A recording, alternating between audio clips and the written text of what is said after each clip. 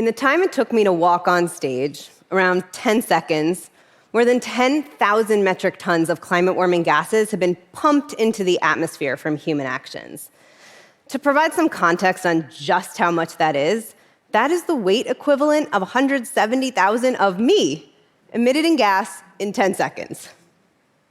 99% of this pollution is carbon dioxide, CO2, and we know we need to reduce it. The other 1% is almost entirely methane, which mostly comes from producing fossil fuels, managing waste, and raising livestock. But that 1% of methane could cause more warming over the next 10 years than all that CO2. This is because methane absorbs a lot more energy per unit mass for reasons relating to its molecular structure and its ability to form other greenhouse gases in the atmosphere. CO2 is important because it can linger in the atmosphere long after it is emitted, which means we must achieve net zero emissions to eventually stabilize our climate. This is key for protecting generations to come. But with climate change already devastating so many lives today, we can't focus only on the distant future. My work as a scientist aims to identify ways to slow down warming as fast as possible so that we can lower the risks of worsening damages in the near future.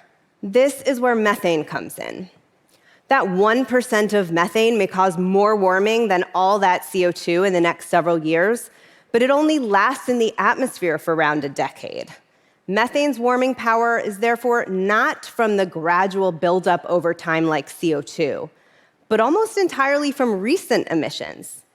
This means that every time we reduce methane, we can reduce a lot of warming right away. In fact, cutting methane is the single fastest, most effective opportunity to immediately slow down the rate of warming.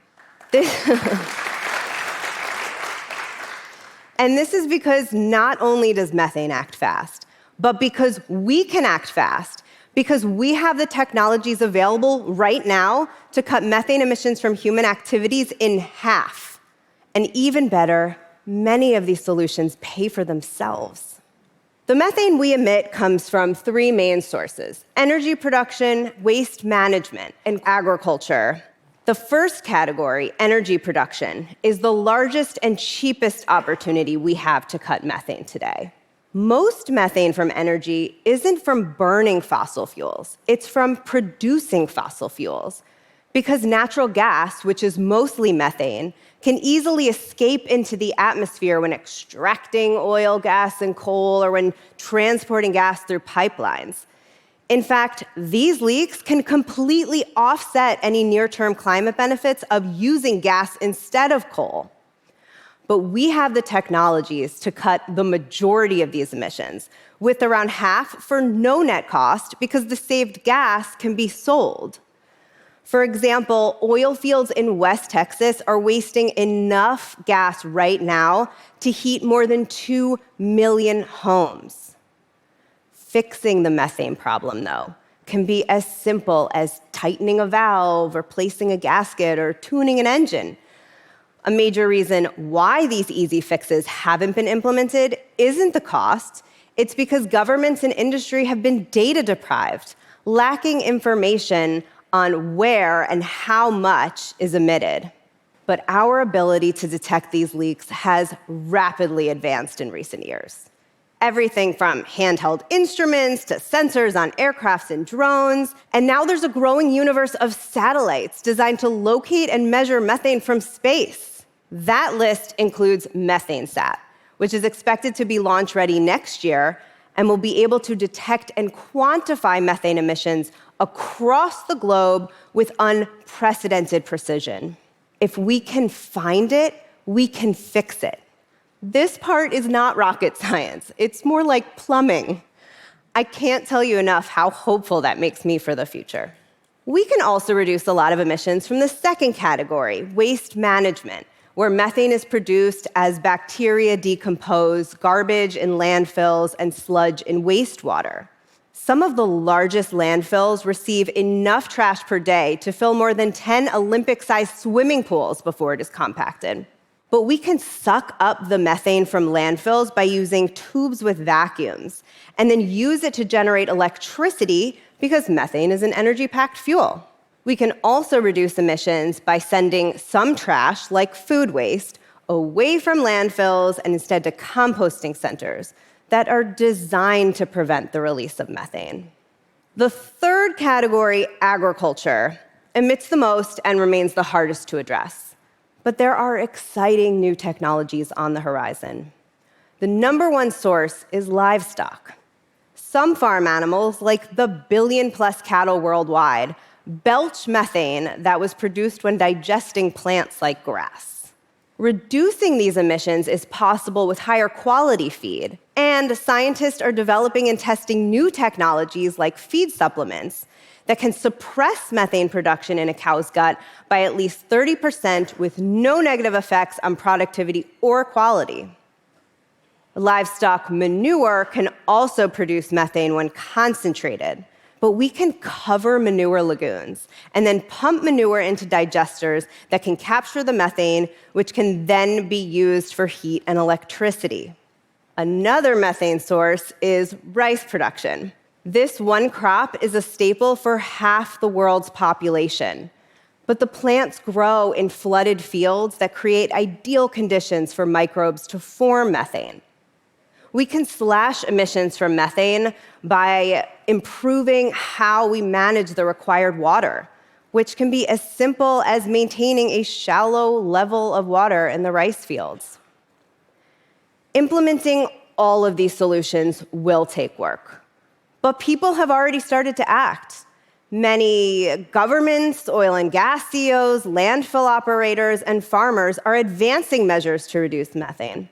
But we need more, because there is a lot of warming that we can prevent if we quickly deploy the full set of affordable and available strategies.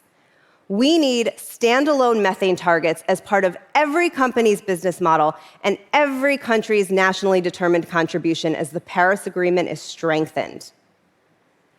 Because if we succeed in a rapid, full-scale effort to cut methane, we have a chance to actually experience the benefits fast in our lifetimes. For example, my colleagues and I found that we could slow down the rate of warming by as much as 30% before mid-century. This would help communities and ecosystems adapt to a changing climate and hit the brakes on worsening extreme events like wildfires in the Americas and Australia and flooding in Europe and Asia. It would also help clean up our air, saving lives and crops, because methane contributes to ozone pollution. And because some of the people most vulnerable to the impacts of climate change are on the front lines of methane emissions, these solutions can also help reduce the inequity of climate change, for example, by job creation. If we fast forward to later decades, acting now to cut methane can also help protect Arctic sea ice.